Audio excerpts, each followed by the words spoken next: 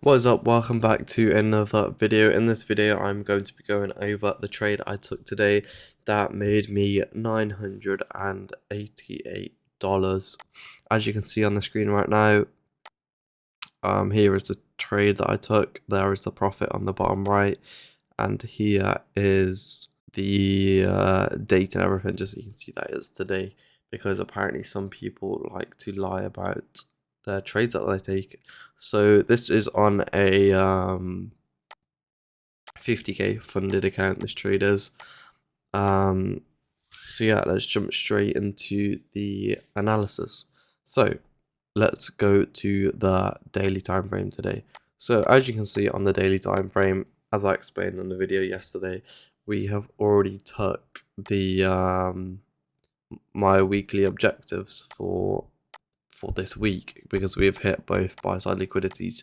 So I don't actually have too much hopes into actually trading today, or any day after we've hit the daily targets. So going into today, I was just not expecting to take a trade. I was only going to take A plus setups that I was 100% confident with taking. So yeah, so I didn't have any bias. I wasn't looking for long specifically, or I wasn't looking for shorts specifically, as today was also news. As you can see on this 8:30 candle, we had news that spiked up to the buy side. So yeah, let's jump straight into it. So as you can see, the news was very bullish. Well, the news spiked up bullish and ended up closing quite bearish, and then price moved down into 9:30 open, where we created this buy side liquidity that I was later going to target. So if we jump on the 1 minute time frame, and I will explain in the trades. So we have this buy side liquidity that is sitting right here, and this was my focus moving on later into the day. So we get this move down and we test a 1 hour fair value gap, as you can see. Now at this 9 a.m. I took into consideration that we took this sell side liquidity here. As you can see, we have this sell side liquidity, but we did not inverse this 1 hour fair value gap. Therefore, I was still confident that I could long this price action and be able to make profit. So we test this 1 hour fair value gap here, but because we don't close below it, because we don't close below this 1 hour fair value gap over here, I was still comfortable in taking longs to the upside and just testing every trace, and that is what we got. So as you can see, we respect this 1 hour time frame on the 1 hour time frame, and then we create a inverse fair value gap on the 5 minute. Now as you can see, we have this inverse on the 5 minute. I'm just going to remove the 1 hour fair value gap. So we have this inverse on the 5 minute that I ended up taking, but what we also have on the 1 minute is many different inverses. Sorry, we have this inverse here, and I did not take this inverse, and if you watch my video you would know why. My recent video on this model. The reason why I did not take this 1 minute fair value gap, which actually would have been a failed trade, is because we have the 5 minute inverse.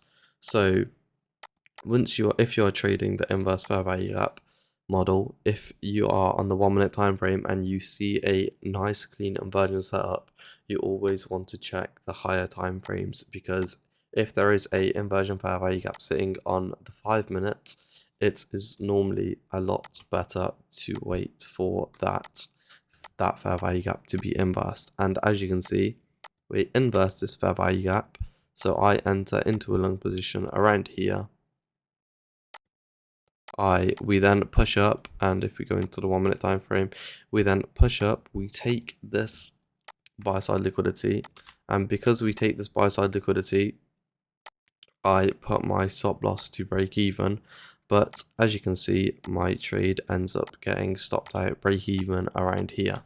So then what I do is I see that on the 1 minute time frame we have created another fair value gap, and then this is the trade, another trade that I took. So I took two trades today. One was break even and this one was the winner. We have this 1 minute bearish fair value gap, and actually on the 5 minute time frame we are also respecting this. We are respecting this order block, this bullish order block here.